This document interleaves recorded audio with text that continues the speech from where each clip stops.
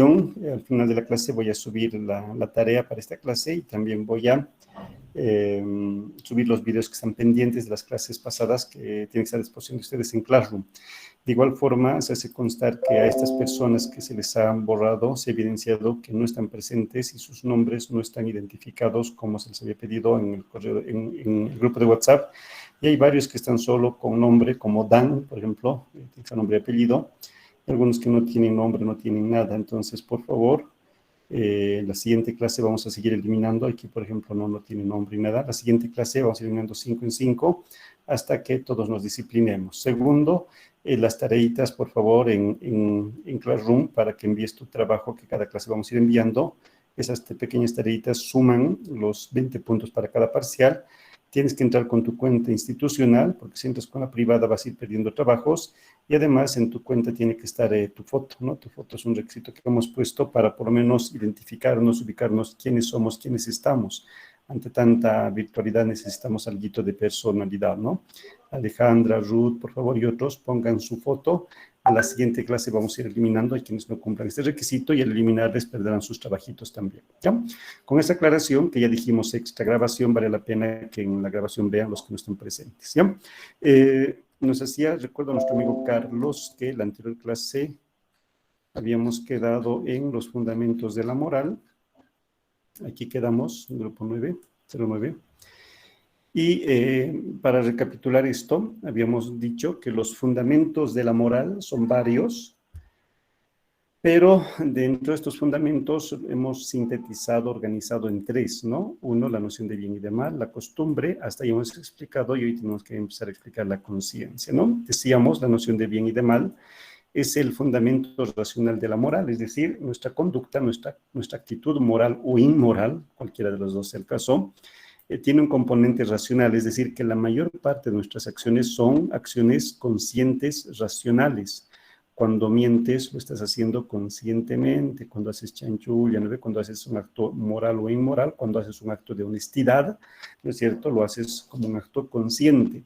Y ese acto consciente, pues, es el fundamento racional de la moral y está orientado por la búsqueda del bien y evitar el mal, ¿no? Todos buscamos el bien y evitamos el mal, pero no todos estamos de acuerdo qué es el bien y el mal. Cada uno tiene su definición de bueno y de malo, y eso es lo mismo que nada, es lo mismo que no tener moral, ¿no? Es por eso que existe la importancia de que justifiquemos o definamos el mal, no para mí, sino para todos. Hay que darle un fundamento universal a la moral. Todos pongamos de acuerdo qué es el bien y el mal. Y nuestra siguiente unidad se va a tratar de eso, ¿no? Vamos a ver cuántas definiciones de bien y de mal hay, y de acuerdo a cada forma de ver el mundo, ¿no? Y esas formas de ver el mundo son formas actuales que no han quedado en el pasado, sino que más bien están completamente vigentes, ¿ya? De la unidad, bueno, y aquí, bueno, eso hablábamos del elemento racional de la moral. También hemos hablado de la costumbre. La costumbre determina tu conducta. La costumbre son hechos que repites a diario, y esos hechos que repites a diario o con frecuencia, pues lo repites en torno a una sociedad. Y es así que gracias a la costumbre, la sociedad se convierte en el elemento rector de tu conducta. Es decir, la sociedad determina tu conducta, tu grupo social, tu cultura, tu educación, tu familia, la religión, tu ideología, determina tu conducta. Por ejemplo, en otras épocas o en las culturas orientales, ¿no? Actualmente en Medio Oriente, culturalmente hablando, por ejemplo, la mujer ocupa un segundo lugar en el estatus social, ¿no es cierto? La mujer tiene que estar sometida al varón, a la autoridad de su esposo, tiene que caminar cubriéndose la cara, el velo, el cabello, ¿no es cierto? Ese es un elemento cultural, y las mujeres allá se comportan así, los hombres se comportan así, por cultura, por educación, por ideología, por todo lo que quieras, pero esa es su conducta. Entonces, la sociedad determina tu conducta, ¿no? La anterior clase hablábamos de Adela Zamudio, y ella, por ejemplo, ha brillado en una época cultural que en Bolivia, pues a la mujer no se le daba los espacios que hoy en día tiene. ¿Cómo es que Astrid va a ir a la universidad, Lindsay, qué hacen en la U? Si la mujer tiene que aprender a cocinar, a coser, atender bien al esposo, a los hijos, ahí terminaba la función social de la mujer.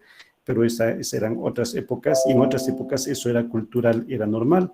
Como la cultura se va modificando, se va humanizando, pues hoy en día la mujer tiene cada vez funciones más igualitarias, e incluso en muchas situaciones está por encima del varón por ley. De repente estamos queriendo dar la vuelta a la tortilla, ¿no ve? El varón, el sometido, el aislado, el callado, el que no debe pronunciarse. Estamos llegando a ese extremo, ojalá no se llegue a ese extremo, pero es un fenómeno cultural, ¿no? Entonces, el elemento social son, como nos decía nuestro amigo Carlos, los ojos que te ven, que te condicionan en tu conducta. Ahora vamos a hablar de la conciencia, ahí hemos quedado. Eso lo tienen anotado, desde aquí vayan tomando nota, por favor, ¿ya? La conciencia, si la costumbre es el elemento social, la conciencia es el elemento individual y psicológico de la moral, ¿sí? La conciencia. La conciencia, en este sentido, es la última rectora de la conducta. O sea, en última instancia, es la que define tu conducta. Solo la conciencia es la que te va a aprobar o reprobar tus actos. Porque muchos actos morales o inmorales tú lo haces en el secreto de tu conciencia. Nadie sabe, nadie se entera, nadie te ve, pero tu conciencia es la que te puede reprochar, o la que te puede aprobar ciertos actos. Por eso decimos que la conciencia, al ser el elemento individual y psicológico, es la última rectora de tu conducta, ¿no? Y claro, esta conciencia complementa a los otros elementos. Por ejemplo, ¿no? Uno puede saber qué está bien y qué está mal, ¿no? Racionalmente sabes que está mal. Un tiempito he estado de voluntario trabajando con los niños de la calle, con los preferitos, y ellos saben que robar es malo, saben, razonan, argumentan, ¿no es cierto? Entonces, sabiendo que está mal, puedes ir en contra de tu definición de bien y de mal, ¿no? Puedes ir en contra de tu costumbre. En tu familia nadie roba, ¿no? Y de repente en algún momento tú robaste y tu conciencia puede reprochártelo o puede no hacerlo. Por eso decimos que la conciencia es la última rectora de tu conducta. La conciencia te reprocha en última instancia o te aprueba tus acciones. Es por eso que complementa con este tercer elemento tu definición moral, ¿sí? Entonces, bueno, si se dan cuenta, los delincuentes, por ejemplo, no tienen sentimiento de culpa. Su conciencia no les reprocha. No sé si han visto, algunas veces en la tele suelen entrevistar a las personas que cometen delitos, crímenes, asesinatos, y como si nada relatan, ¿no?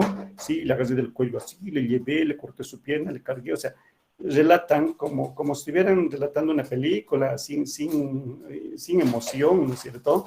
Cuando son hechos muy reprochables, muy fuertes, es que no tienen sentimiento de culpa, no tienen sentimiento, su conciencia no les reprocha absolutamente nada, ¿no es cierto? Entonces, como decíamos, la conciencia es el elemento, ¿no? Solo la conciencia permite o reprime las conductas. El peso de conciencia, el sentimiento de culpa son los controladores de la conciencia. Les decía, los delincuentes no tienen este peso de conciencia, por eso, a pesar que saben que está mal, igual siguen actuando.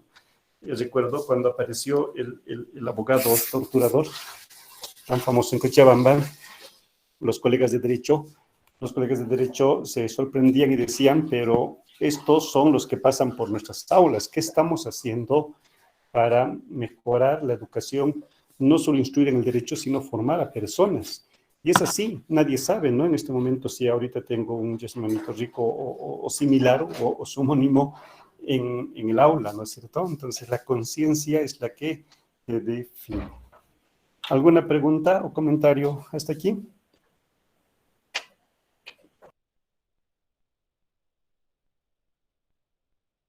Listen, una parte no entendí donde dice en la parte de ejemplo de conciencia que solo la conciencia puede controlar nuestros actos en el ejemplo, pero usted también nos dijo que, que los cleferos que roban son conscientes de que está mal, entonces veo una contradicción ahí, digamos. Y ya, a ver, vamos a explicar un poquito esto. Dame un segundito, pues estoy cambiando de ambiente, un minutito, por favor.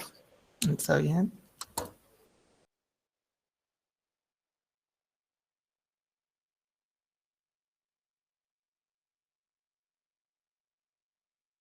Ya, pero vamos conversando, ¿ya? A ver, la conciencia es la última que controla tu conducta. Y no me estoy contradiciendo.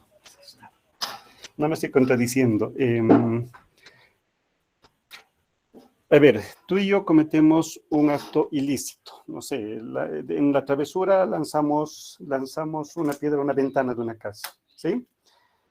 Y tú te sientes mal porque sabes que has perjudicado como travesura, ¿no? A veces los jovenzuelos hacen este tipo de travesuras que a veces son infracciones reprochables desde todo punto de vista, ¿no? Pero se hace, ¿ya? Tú y yo lanzamos una piedra y a ti tu conciencia te remuerde. No puedes dormir, estás preocupado, a tal extremo que el día siguiente vas a la casa y confiesas tu culpa y te comprometes a resarcir el daño. Tú haces eso. ¿Por qué? Porque tu conciencia te reprocha. Tu conciencia te hace actuar. Nadie te ha visto, pero tú has ido a dar la cara porque tu conciencia no te permite dormir tranquilo. En cambio, yo que no tengo conciencia ni sentimiento de culpa, no hago nada, me escondo, me pierdo y nadie se enteró que yo he participado en eso, ¿no? Entonces, ¿qué ha ocurrido? La conciencia es la que controla tu moral. Tú y yo sabemos que eso estaba mal. Y a pesar de que tú y yo sabíamos que eso estaba mal, igual hemos actuado. Solo que a ti tu conciencia te reprochó y a mí no lo hizo. ¿Me entiendes? Entonces, la conciencia es la que determina en última instancia tu conducta, a pesar de los argumentos racionales que puede haber para ello. ¿Me entiendes?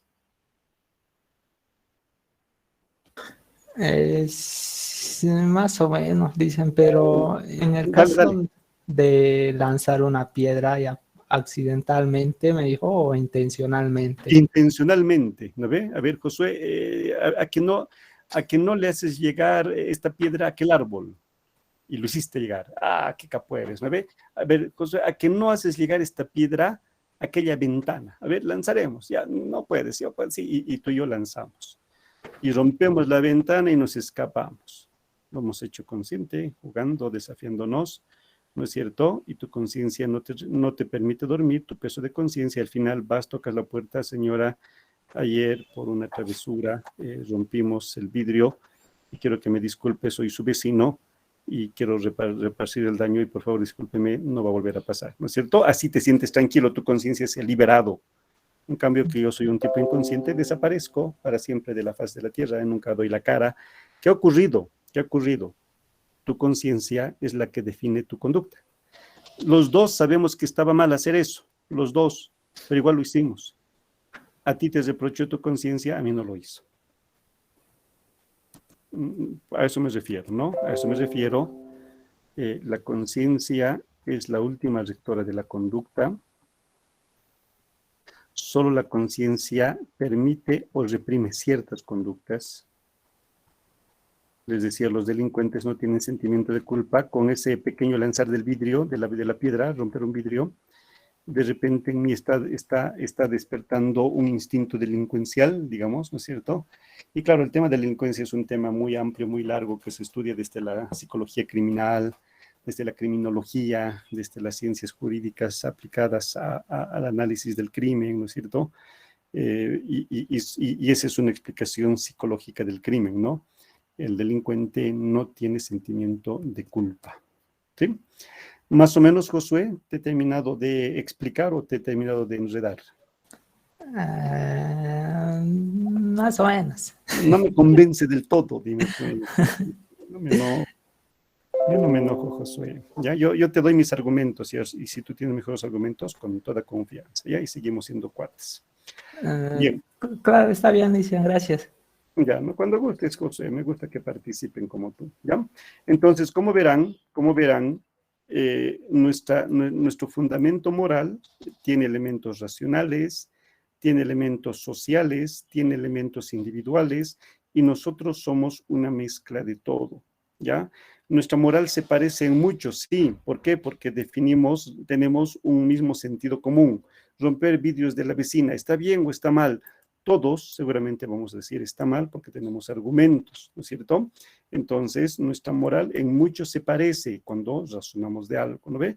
Más o menos tenemos una misma costumbre, ¿no ve? Vamos a la misma iglesia, somos familiares, al mismo colegio, la misma educación, entonces en mucho nos parecemos, pero en nuestra conciencia nos diferenciamos. ¿Por qué? Porque la conciencia no es colectiva, no es social, la conciencia es individual. Cada uno forma su propia conciencia al margen del resto, al margen de las otras circunstancias. ¿Está bien?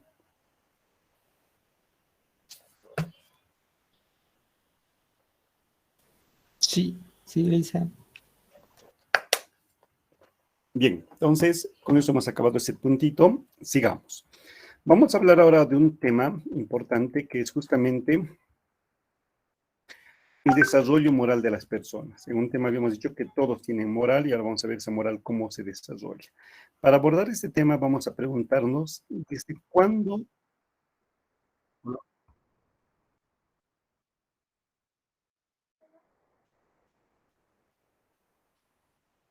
Ah, Carlos, ¿qué capo eres, Carlos? Porque justo eso te estaba preguntando y tú me estás lanzando, me estás devolviendo. Espejito, espejito, ¿no? Me estás devolviendo. A ver, yo te voy a decir lo que pienso y más que lo que pienso te voy a explicar desde la teoría, ¿no? Pero a ver, indagaremos. La misma pregunta que estaba haciendo, que tú has hecho es la que yo estaba haciendo. Carlos, ¿desde cuándo crees que tenemos moral? ¿Desde cuándo? O sea, siempre hemos nacido con moral, la moral, no sé, pues en kinder, en la escuela, en la U, cuando me caso, ¿no es cierto? O no sé, ¿desde cuándo tenemos moral?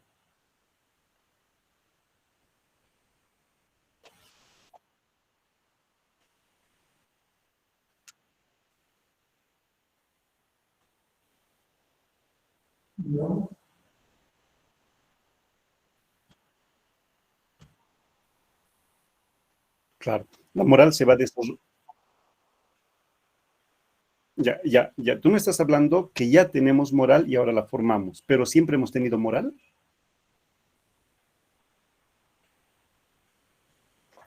O desde cuándo tenemos moral?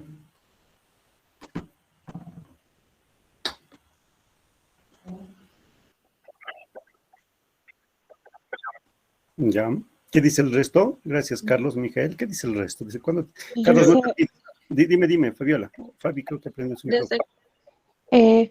yo creo que tenemos moral desde que tenemos conciencia ya de lo que hacemos, o Desde que desde que tenemos. ya sabemos distinguir el bien y el mal, que usted dijo hace rato. En tu Exacto, caso, en capacidad capacidad de razonar. Fabiola, desde en que, tu caso, dale, Zenber.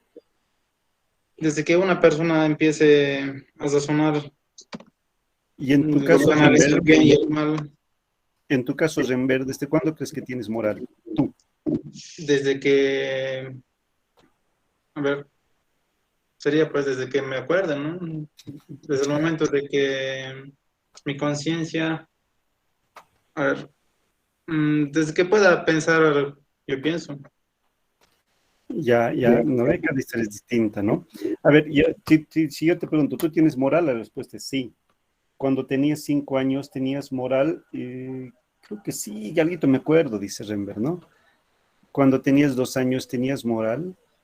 El niño cuando nace, nace con moral. Ya algún día sí, nace con moral. Un día antes de su nacimiento en la pancita de la mamita, ¿tiene moral? 3 meses antes de su nacimiento, en el sexto mes, quinto mes de embarazo, tiene moral.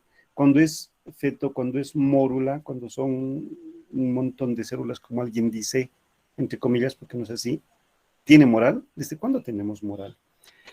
En realidad, aquí vamos a tener muchas respuestas. La de Carlos está bien, nacemos con moral, dijo él. Fabiola dijo que vamos desde que tenemos conciencia, lo mismo Renber, ¿no es cierto? María Jennifer creo que quería decir lo mismo. Eh, Vamos a tener muchas respuestas y las respuestas va a depender de la corriente epistemológica, nociológica en las que nos circunscribamos. Cristian dice, si nacemos con moral, sí nacemos con moral, solo que al paso del tiempo lo formamos. Sí, nacemos con moral, ¿no ve? Ya. ¿Está bien? ¿Está muy bien? Entonces, la pregunta es, no, claro, la respuesta más bien a la pregunta va a depender de la corriente con la que nos identifiquemos. Por ejemplo, te pongo un ejemplo. Para los empiristas, nacemos como una hoja en blanco, es decir, nacemos sin moral. Aquí tenía una hoja en blanco, ¿no? Nacemos así como una hoja blanca. El hombre es una tabula rasa, decía David Hume, ¿no? Nacemos como una hoja en blanco, así en blanquito, sin nada, sin conocimiento, sin moral, sin nada. Y en la vida alguien te golpeó y eso te generó un trauma. Entonces, fíjate, estamos formando experiencias en tu vida, traumas, experiencias, ¿no es cierto? Y estas experiencias que vamos escribiendo en esta hoja en blanco son las que van formando tu moral, ¿no? Pero nacemos sin moral. Por eso los empiristas, ¿qué es lo que dicen? Dame un niño pequeño, tu hermanito, no sé, alguien, dame un niño y yo te lo voy a devolver como tú quieras. ¿Quieres que este niño sea un intelectual? En 12 años, en 10 años, va a ser el tipo más intelectual que en tu vida hayas visto. ¿Quieres que sea un vaguito, un pequeño inútil? En 10 años, vago e inútil, te lo voy a devolver. ¿Quieres que sea un científico? ¿Quieres que sea un cura? ¿Quieres que sea un guerrillero, un pandillero? Yo te lo voy a entregar como tú quieras. ¿Por qué?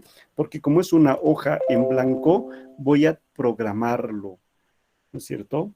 Entonces, si tú eres empirista, dirás, nacemos sin moral, nacemos sin moral, y la moral la inscribimos a lo largo de la vida. Pero esta teoría vale hasta por ahí nomás, hasta por ahí nomás. Por ejemplo, si esto fuera así, a ver, agarra dos gemelos nacen de un óvulo, de un espermatozoide, están en la misma pancita al mismo tiempo, tienen el mismo código genético, comparten la misma bolsa. Cuando nacen les ponen nombres similares, ¿no es cierto? Juan José y Juan Estefan, digamos, ¿no ve? Juan José y Juan Estefan, ¿no ve? Los dos son Juanes, ¿no ve? Entonces tienen un nombre similar, les visten igualitos, van al mismo kinder, comen lo mismo, les castigan por temas similares, les premian por temas similares, y cuando son adultos son completamente distintos. Si la teoría de la tabula rasa fuera cierta, ¿no es cierto? Juan José y Juan Estefan debían tener la misma moral, pero de adultos son completamente distintos. Por tanto, la teoría empirista, o esa teoría sí empirista, conductista, se explica hasta por ahí, no es una verdad absoluta. Al parecer, ¿no? Y claro, y según esta tabula blanca, hoja en blanco que somos, en el transcurso de la vida aprendemos la moral. Pero no explica toda la realidad. Frente a esta corriente empirista están los racionalistas o a prioristas que dicen, por ejemplo, es cierto, un bebé de repente nace sin moral, pero ese bebé nace con ciertas inclinaciones a aprender o no aprender los conceptos morales, ¿cierto? De esos dos gemelitos que hemos hablado, uno tiene cierta inclinación natural a aprender el bien y el otro tiene cierta inclinación a aprender el mal y actuar conforme al mal, ¿no es cierto? Entonces, los racionalistas dicen, y los a prioristas, ya en nacimiento venimos con cierta inclinación a tener cierta moral, ¿ya? Entonces, la pregunta, ¿desde cuándo tenemos moral? Las muchas respuestas que podamos fundamentar, todas son valederas, todas son ciertas en su criterio, en su perspectiva nociológica, epistemológica, filosófica, vale y tienen razón, pero de repente no se aplica a todos. Por ese motivo, vamos a saltarnos esta pregunta, Carlos, porque tú me estabas planteando esta pregunta, y vamos a lanzarnos a una segunda pregunta que también va con tu curiosidad, ¿no es cierto? Es cierto, ya, todos tenemos moral. ¿Desde cuándo tenemos la respuesta? En el nacimiento, en la concepción, antes de nacer, después de nacer, nacemos como hoja en blanco, dependerá de tu postura epistemológica, nociológica y filosófica. Pero lo que sí sabemos, y todos estamos de acuerdo, es que la moral se desarrolla. Eso lo ha dicho Carlos, lo ha dicho Josué, lo ha dicho, ¿quién era nuestra amiga? Jennifer, ¿qué era? María, había otra chiquita más, ¿no es cierto? Fabiola. Lo han dicho ustedes, ¿no es cierto? Lo han dicho ustedes, la moral se va transformando, ¿ya? De eso sí estamos todos de acuerdo. En lo que sí estamos de acuerdo todos es que la moral se va transformando, se va desarrollando, se va modificando.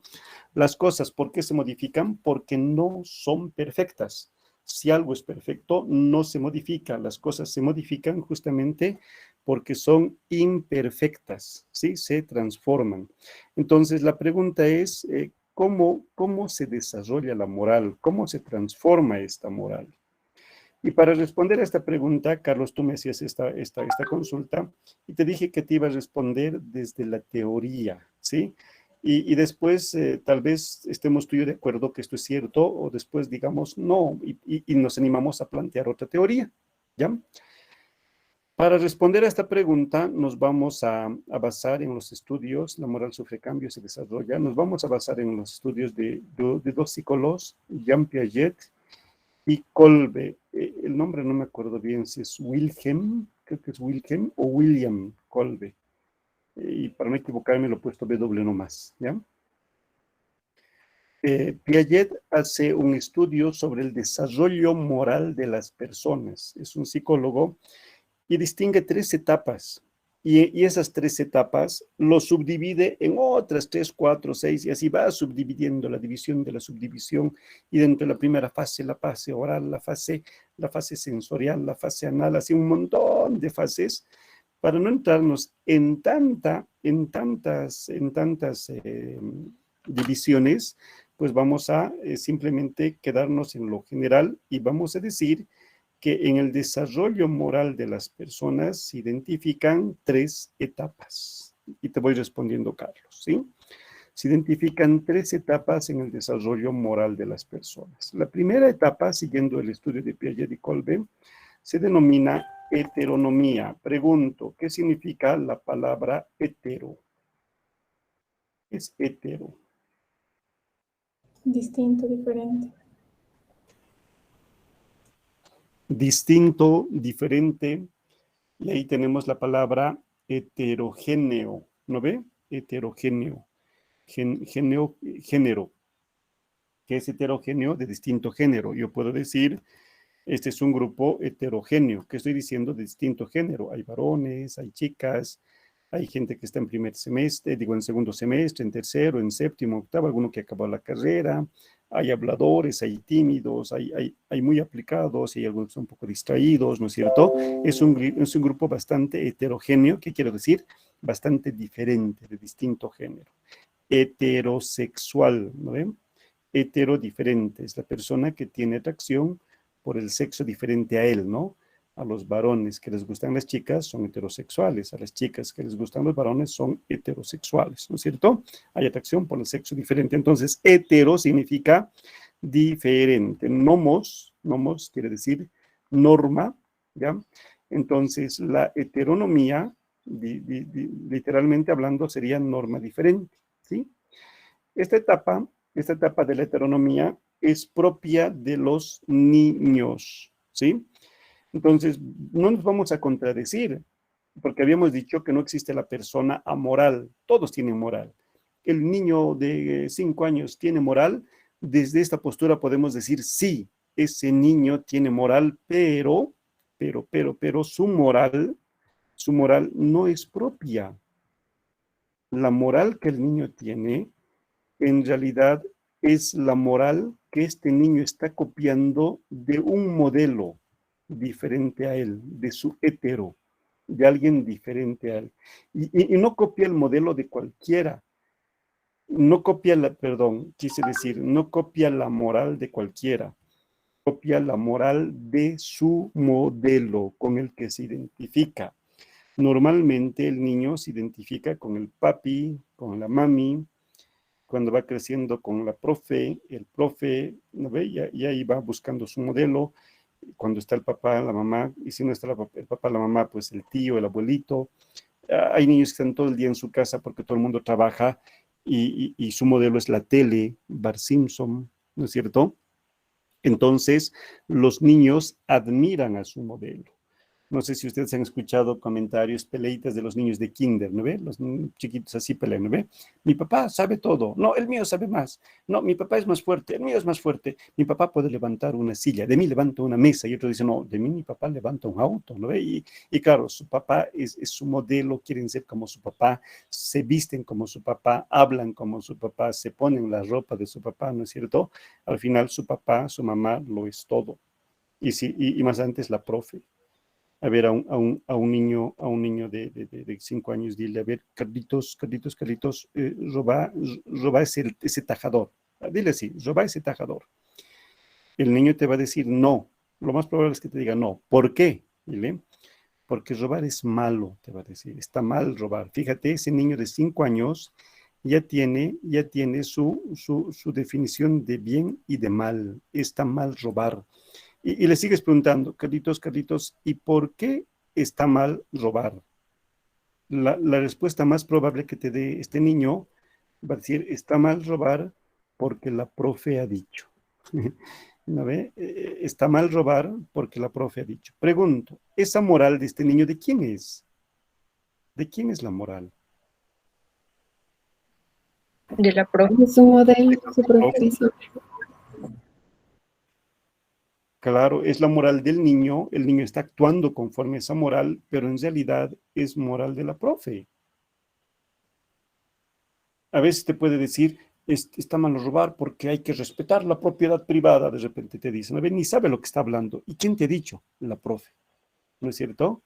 Hay que respetar la propiedad privada porque ese trabajo es fruto del salario de las personas, ¿no es cierto? Muchas veces ni el niño ni sabe lo que está hablando, pero está repitiendo lo que la profe ha dicho.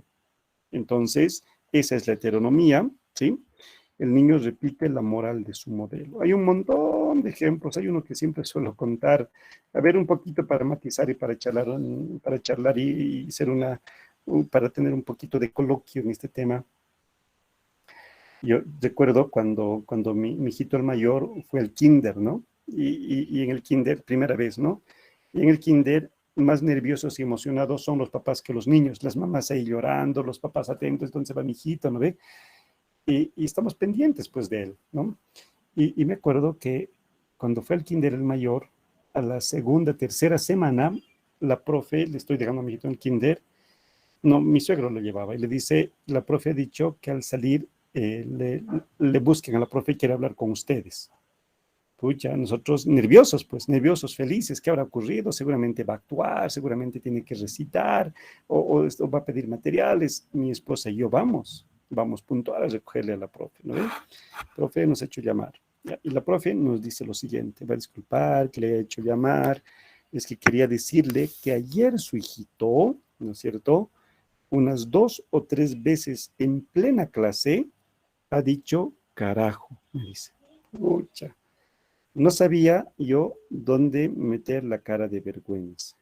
Pregunto, ¿por qué la profe me ha llamado? O sea, ¿qué tengo que ver yo ahí? ¿Por qué me llamó? Usted es su modelo. Porque ella cree que es su modelo y que de usted aprendió eso. Claro. Es que las profes de kinder en el parvulario, lo que yo estoy explicando es bien sencillito, ellos estudian con detalle y claro, ellos saben de la heteronomía, ¿no es cierto? Y me está diciendo, o sea, este chiquito, pues, ¿de dónde ha sacado, no? Y claro, me está diciendo, oye, ¿qué está pasando? La profe me está diciendo eso, ¿no? En la casa está aprendiendo en algún lugar, vean, o sea, no era una llamada de atención al niño, era una llamada de atención a los papás. Y la profe así me dijo, jovencita, yo no sabía dónde meter mi cara de vergüenza, ¿no?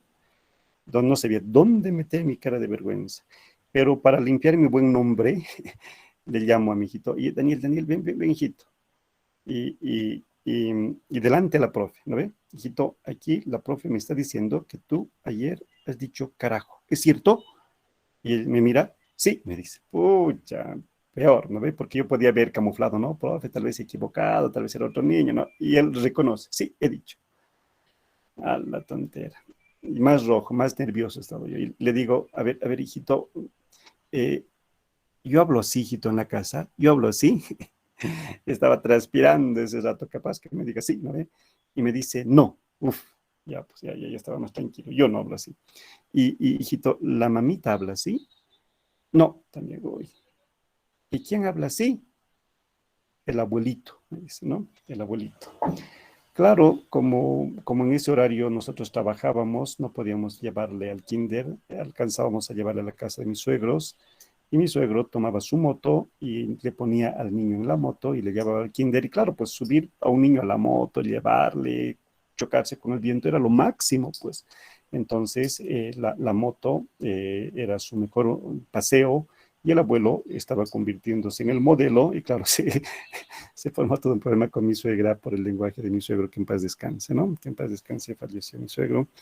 Y claro, pero eso no dejó preocuparme, porque, claro, no soy yo el mal hablado, pero no era su modelo, y eso también debía preocuparme, yo debería estar siendo el modelo. Entonces, el niño sigue el modelo que es el padre, es la madre, es el abuelito, en el caso que les he contado, puede ser la maestra, la profe, los amigos, y cuando no hay amigos, la tele, ¿no? Entonces, ojalá la tele diera buenos modelos. Muchas veces no lo es, algunas veces sí. Otra anécdota así bien cortita, ¿no? Igual ya esta vez con mi segunda hijita, ella era bien egoísta, todo para sí, ¿no? Tú comprabas 2 galletas para los 2 niños y ella las 2 para mí, ¿no ve? Comprabas 2 juguetes, 2 pelotas, las 2 para mí, ¿no ves? No quería compartir nada, nada. Y recuerdo una vez, igual al kinder, y por suerte o mala suerte le tocó la misma profe, ¿no?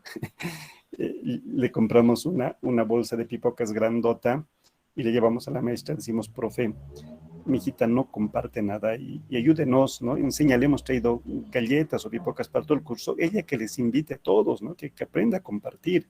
Y claro, nos ha ayudado un poco la profe, ¿no? Pero igual aún así en la casa no quería compartir, no. Hasta que un día estamos volviendo a casa y estaba en mi petita y mi hijita de la nada me dice, papá, hay que compartir, ¿no ve? Me dice. ¡Ah! Sí, hijita, o sea, yo tanto me he esforzado para que aprenda a compartir y de la nada me dice, sí, hijita, hay que compartir. Y un poquito para indagarle, yo le pregunté, ¿por qué? ¿Por qué, hijita, hay que compartir? Está muy bien, hay que compartir. ¿Por qué? Y su respuesta fue, porque Barney ha dicho. Los que tienen hermanitos menores, ¿no es cierto? O hay algún papá joven entre ustedes, ¿no es cierto, mamá? Saben que Barney es este dinosaurio lila, rosado, no sé, lila, cicla, no sé. Y tiene esta canción, ¿no ve? Para vivir contentos hay que compartir amigos, no sé qué más. Entonces, estaban todo el día cantando en su kinder y su modelo no fue su padre, que tanto le ha insistido, no fue la madre, no fue la maestra, en ese caso fue la tele, ¿ya? Entonces, el bien y el mal no define el niño, el bien y el mal define el hetero, el ser diferente a él. Alguien levantó la mano, quería opinar, era una dama, ¿quién era? ¿Quiere todavía decir algo? Licenciada, yo una consulta. Adelante, Usted, Liz. usted estaba comentando sobre que en el caso de su hijo usted no sentía que era el modelo y en el caso Sí, de su hijita también. Sin sí. embargo, puede ser que una persona, bueno, un niño adquiera más de un modelo, ¿no? O solamente existe uno. No, pues claro, más de un modelo, de hecho, ¿no? Más de un modelo. Obviamente, de repente no hemos sido modelo en compartir, no hemos sido modelo en no decir carajo, digamos, ¿no? Pero habremos sido modelo en otras cosas, ¿no? Modelo en otras cosas. Cuando les decían ustedes en la escuela, ustedes son reflejo de sus casas, es cierto, es cierto. Copiamos de la casa, copiamos de la calle, copiamos de la tele. Años he trabajado en colegios, saben ustedes, y en una de esas tenía un alumno así varón, que era pues muy educado. Y además de educado era galán, ¿no? Bien peinado, su camisa bien planchadito, venía perfumadito, sus zapatos súper brillante. Cuando se sentaba bien, subía sus pantaloncitos, cruzaba las piernas, apoyaba el brazo en la mesa o encostadito. Una vez, no me acuerdo que se llamaba Rubén, no me acuerdo que se llamaba, digamos que Rubén chalaremos, ¿no? Bien, nos recreó y se cruzaba las piernas. Profe, dígame cómo está. Así, ¿no? O sea, bien amable. Buen día, profe, gusto hablar con usted. Ha sido una conversación muy interesante. Gracias, profe, por su tiempo. O sea, demasiado educado.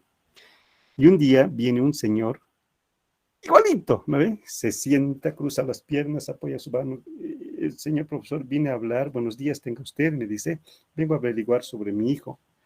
No tuvo que decirme el nombre de su hijo, yo sabía quién era, ¿no es cierto? Igualito que su papá había sido el hijo, igual medio galán, ¿no ve? Se notaba, ¿no ve? Bien afeitado, bien perfumado, una camisa súper planchada, ¿no es cierto?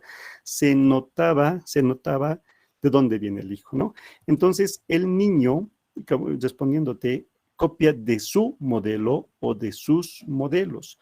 Como el niño está copiando, en ese sentido, el niño no es responsable de lo que hace. El niño admira al modelo y el niño no es responsable. es una moral irresponsable. El niño no responde por sus actos. Los niños no son responsables de lo que hacen o de lo que no hacen. Los responsables son su modelo. Por eso cuando un niño comete una falta, imagínate un delito, los niños no cometen delitos, pero robar es un delito. Si es niño, no se llama delito, pero participó de un asesinato, es un delito. No se llama delitos. Cuando un niño comete uno de estos actos, no se llama delito, se llama infracción. Y no van a la cárcel como va cualquier delincuente. Los niños que cometen delitos van al centro de infractores, pero no son responsables de lo que hacen. Por ese tema no van a la cárcel. ¿No es cierto? Un niño a los 8 años no puede ir a la cárcel, ¿no es cierto? Pero robó, igual va a ir al centro de infractores. A los 10 años, ¿qué dicen? A los 12 años, a los 14 años, a los 15 años, ¿a qué edad se puede ir a la cárcel? 18. 18 años, no, 18 no. 16, creo. 21, licenciado. 21, no. 16. La responsabilidad civil, ¿no es cierto? Puedes abrir una cuenta, pagar deudas, puedes casarte sin permiso de tus padres. Bueno, eso no, por favor, a partir de los 18. En cambio, la responsabilidad penal se adquiere a partir de los 16 años, aunque creo que eso modificado, creo que es a los 14, ¿no? A los 16, yo sabía, ¿no? Pero hay en la Constitución Política del Estado está establecida que los menores de edad no pueden ir a los centros penitenciarios con adultos, tiene que haber cárceles especiales para ellos, pero eso es a partir de los 16. ¿Y qué pasa con los más pequeños? No van a la cárcel, van al centro de infractores. Ellos no son responsables. He conocido un caso de una golpiza que le han dado a un muchacho a tal extremo que el muchacho ha muerto a sus 16 años. ¿Y quiénes le dieron la golpiza? Un muchacho de 18 años y la exnoviacita de la víctima que tenía 15 años. Y entre los dos le dieron una paliza tremenda que el jovencito murió. Entonces al de 18 años, al mayor, le mandaron a la cárcel y a la jovencita de 15 años, era menor de edad, no tenía la responsabilidad penal, no le mandaron a la cárcel, a sus papás tampoco, porque sus papás eran el modelo, digamos. Lo que hicieron es le mandaron al centro de infractores. ¿Cuál es la lógica? Como esta niña, esta jovencita, no es responsable de sus actos, pero a su modelo a la cárcel, pero el padre tampoco, ¿no? Estaban en una etapa de separación, de divorcio, que al final los hijos estaban un poco abandonados, ¿no? Pero a veces se da así. Entonces, la lógica es la siguiente: como en su entorno no está recibiendo una buena formación, un buen ejemplo, se los separa de ese entorno familiar y se lleva al centro de infractores, donde se espera que con la ayuda de psicólogos, sociólogos y visitadores sociales se pueda reencaminar la conducta de esta menor o de estos menores de edad, ¿no es cierto? Entonces,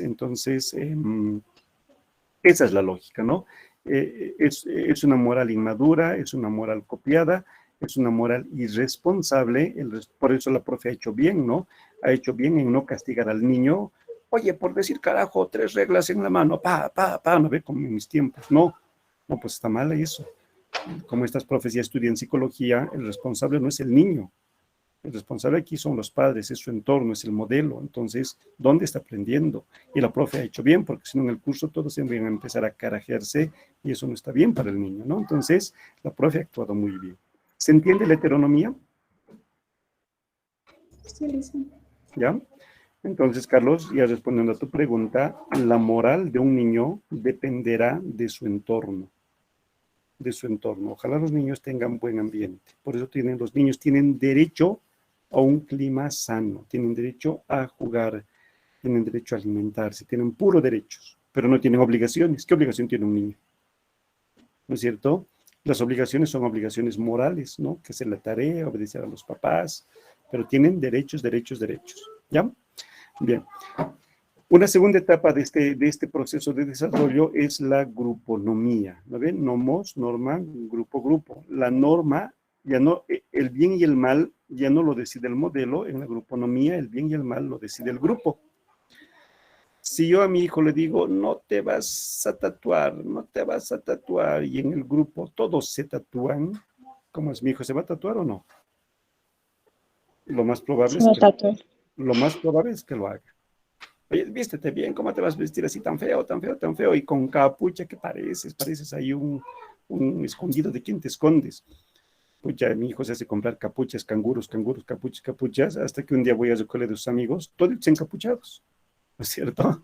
Todos encapuchados, el grupo, ¿no es cierto? El grupo define qué está bien y qué está mal, ya no es el hetero.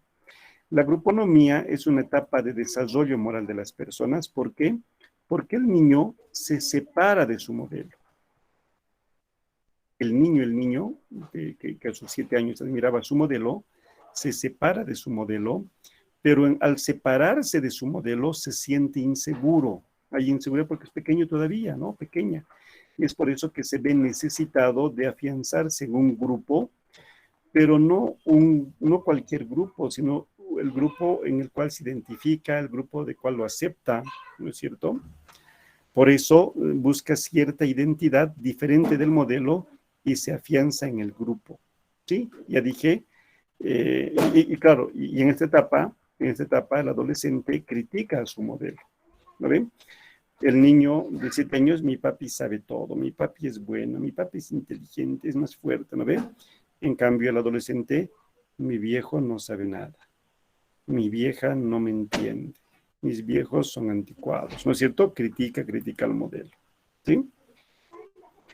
El grupo debe ser uno que lo acepta, que lo influya, no puede ser cualquier grupo, son sus amiguis, su club, ¿no es cierto? Su frater, ¿no ve?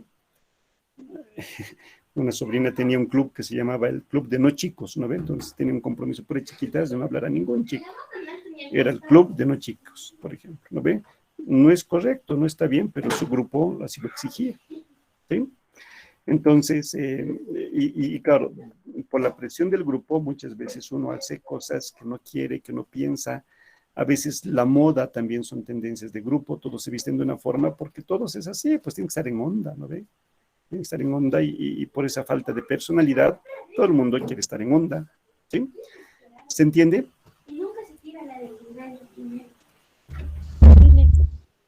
Sí, señor. Y hay que tener suficiente madurez, ¿no? Por ejemplo, cuando estudiaba en la Católica, filosofía, teníamos un compañerito que con beca estaba estudiando en la U y a mí me llamó la atención, yo lo veía con buenos ojos. Habían 2 hermanos, iban a clases con sus abarcas de goma. Eran del área rural, ¿no? Su hermano mayor llegó a ser diputado. Pero ellos, y claro, uno de mis amigos decía, wow, qué personalidad de tus chicos, ¿no ve? O sea, podían dejarse influenciar por el grupo y dejar de usar abarcas y zapatos, digamos, ¿no ve? Pero iban con sus abarcas de goma, tal como en su comunidad se vestían, ¿no?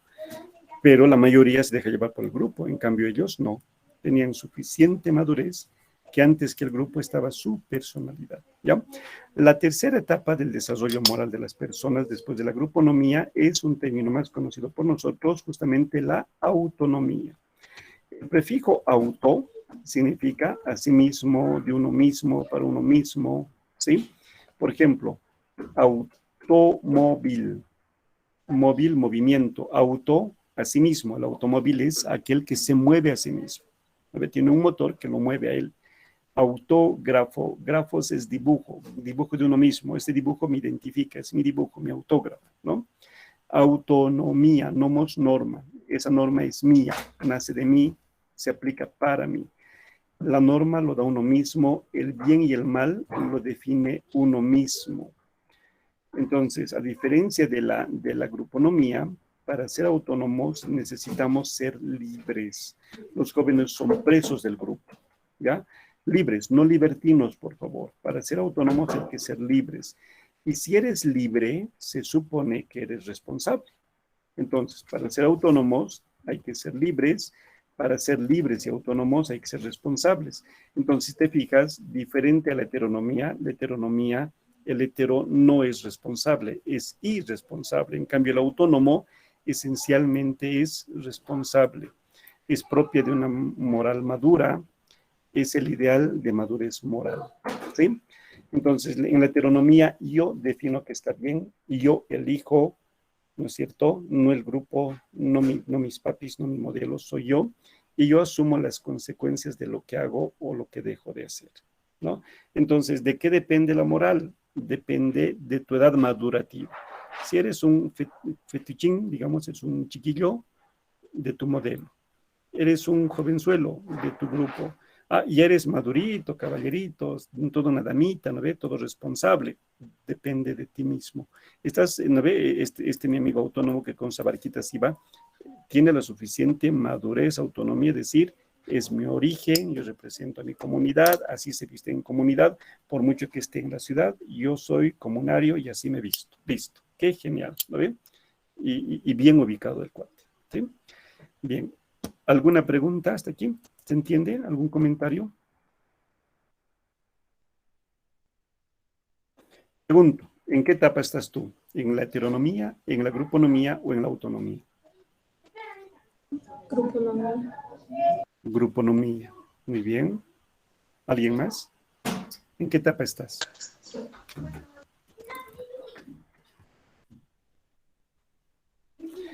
Autonomía. Autonomía, gruponomía, autonomía. Miren, nuevamente, el ideal es la madurez moral y todos quisiéramos ser autónomos, autosuficientes, tomar nuestras decisiones, es el ideal. Pero en la práctica somos un poco de todos, de todo, ¿no ve? Por ejemplo, tú ahorita estás estudiando autónomamente, tu papá ya no está atrás de vos, ya puedes hacer tu tarea, ¿qué tarea tienes para mañana? Muéstrame tu cuaderno. Ya no está así tu papá. Yo estoy así detrás de mis hijitos porque no son responsables, ¿no ves? De 7 años, 8 años tengo que estar atrás de ellos. Muéstrame tus tareas, te has mandado, ¿no? De ti no. Ya tú decides si estudias o no estudias, si trabajas o no trabajas. Es tu decisión, ¿no es cierto? Entonces, en algunos aspectos somos autónomos. Cuando juega tu equipo de fútbol, vas y gritas porque todo grita, todos gritan, ¿no ve? Entonces, en algunas situaciones, como un partido de fútbol u otras de psicología de masa, somos grupónomos. Entonces, en algún momento somos autónomos, en algún momento somos grupónomos y en algún momento seguimos siendo heterónomos. Yo me acuerdo cuando hace algunos años, ya son varios años, 8 años tal vez, o 5, 6, 7 años, ya no recuerdo muy bien, decidimos con mi esposa abrir una empresa para importar llantas de China, ¿no? Teníamos nuestra pequeña importadora, pero de negocio ya yo nunca habíamos sabido ni habíamos practicado, ¿no? Pero los que siempre eran comerciantes de toda vida son mis papás, siempre han comerciado con telas y con llantas, ¿no? Entonces ellos conocían de todo. Entonces fíjate, a mis 36 años, 37 años, yo que ya era autónomo, independiente, casado, trabajando con profesión, todo lo que quieras, ¿no es cierto? Para ese nuevo negocio me había vuelto completamente heterónomo. Traía una nueva llanta, una nueva marca, un nuevo modelo, y a mi papá le estoy diciendo, papi, ¿está bien esta llanta o está mal? ¿Esta medida, esta trilla, está bien o está mal? ¿Este precio en el que estoy vendiendo, está bien o está mal? Todo le consultaba. ¿Por qué? Porque en el ámbito de los negocios, pues yo no conozco, entonces tengo que nomás buscar al que conoce, al modelo que me oriente y me guíe, y haré lo que él me diga, ¿no? Entonces depende de tu entorno, a veces somos heterónomos, a veces somos grupónomos y en muchas ocasiones somos autónomos, aunque la autonomía sigue siendo el ideal de toda conducta. ¿Se entiende? Carlos, tú has preguntado, ¿te he respondido más o menos?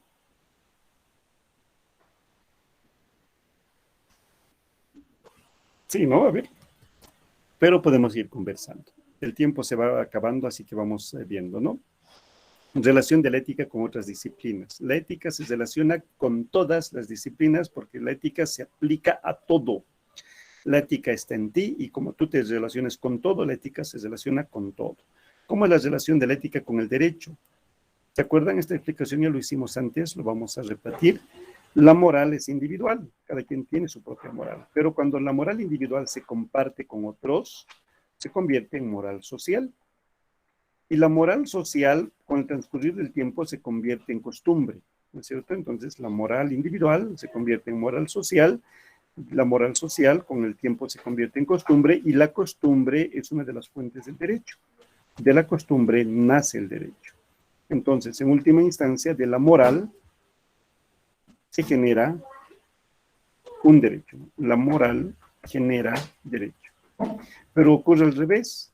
Las normas de derecho generan normas morales. ¿No es cierto? En tu casa te dicen, no mientas, si mientes te castigo, no mientas, es norma de derecho. En algún momento tú dices por ti mismo, no debo mentir, pero fíjate, el derecho ha generado moral. Por eso hay una estrecha relación entre derecho y moral. Otro, con la axiología. La axiología es la teoría de los valores, ¿no ve? En axiología, dijimos ya antes, se definen los valores. ¿Qué son los valores? Se los clasifica, grupo de valores, se jerarquiza, uno prioriza sus valores y en torno a sus valores uno actúa en función de los valores. Entonces, la conducta está guiada por los valores, la moral está guiada por los valores. Entonces, hay una estrecha relación entre axiología, moral y ética. Con la biología surge la relación entre la biología y la ética, da paso a la bioética. Con la medicina da paso a la ética biomédica. Con la política da paso a la ética política. Con la economía da paso a la ética profesional. Con la deontología da paso a los códigos de conducta de los profesionales, y así la ética se relaciona con todas las disciplinas, porque la ética se aplica a la conducta del ser humano. ¿Ya? Con esta explicación hemos dado fin a la primera unidad. Esta primera unidad tenía el objetivo de formar, clarificar el significado de los conceptos. Espero que ya tengas claro qué es moral, qué es ética, qué es derecho, qué son los valores, el desarrollo moral de las personas, el fundamento de la moral. Espero que tus conceptos en torno a la moral estén más o menos claros. Vamos a dar paso a la segunda unidad a partir de la siguiente clase. Y en la siguiente clase, los objetivos principales son, bueno, la unidad son elementos teóricos. Aquí lo que hay que hacer es desarrollar las teorías en torno a la fundamentación de la moral que se han dado a lo largo de la historia, ¿no? Estudiar los sistemas morales. Se han desarrollado muchas definiciones de bien y de mal de acuerdo a las siguientes teorías, y eso vamos a estudiar, ¿no? Y el objetivo de aquí es fundamentar tu propia moral. Los grupos que van a exponer tienen que esforzarse en definir qué es el bien y el mal desde la teoría que les ha tocado estudiar. Y con esto hemos dado fin a la unidad 1, estamos introduciendo a la unidad 2, y a partir de la siguiente clase debe exponer el primer grupo que ha sido sorteado. Voy a dejar de grabar y extra grabación vamos a hablar de un temita importante, por favor. Bien, entonces el siguiente grupo, la siguiente clase. Quería pedirles un favor antes de que se retiren. Un favor no para mí, sino para un muchachito, bueno, un universitario que me pidió que le dé una mano. Es un estudiante de administración de empresas y tiene la materia de están avanzando estadística. Y les han sorteado distintos temas de investigación para hacer una especie de investigación de mercado a través de la estadística. A algunos les ha tocado que investiguen sobre la factibilidad de hacer un restaurante, un club de, no sé, una cancha de fútbol, no sé qué. Ya le ha tocado hacer un billar, creo, ¿ya?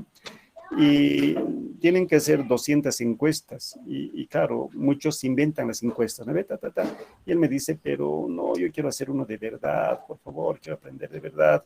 He mandado a todos mis contactos y casi nadie me responde. Con tus alumnos, por favor, que me lo llenen una encuestita. Esta encuestita tiene que tener 200 encuestas, no sé cuántas habrán llenado ante el grupo. Por favor, les voy a compartir y mientras charlamos, les agradecería si pueden ustedes llenar esta encuesta, ¿ya? No es para mí, es para un compañero universitario, hoy por ti, mañana por mí. Alguna vez si puedo darte una manito, lo haré con mucho gusto. Les va a tomar 3 minutitos o 2 llenar esta encuesta. Yo no soy experto en estadística, pero de entradita me doy cuenta que la encuesta no está del todo muy bien planteada. Hay cositas que no se pueden responder bien, pero de todas formas, en la medida de lo que puedas, responde aquello, por favor.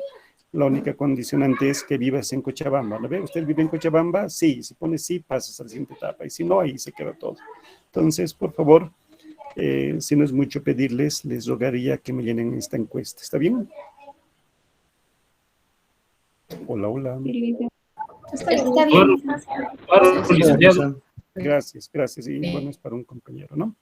Bien. Mientras van llenando, podemos ir conversando y al final se va a quedar nuestro amigo Carlos para ver su caso porque no está bien, me preocupa, ¿no? Y además tiene que estar legalmente inscrito. ¿Alguien quiere decir algo?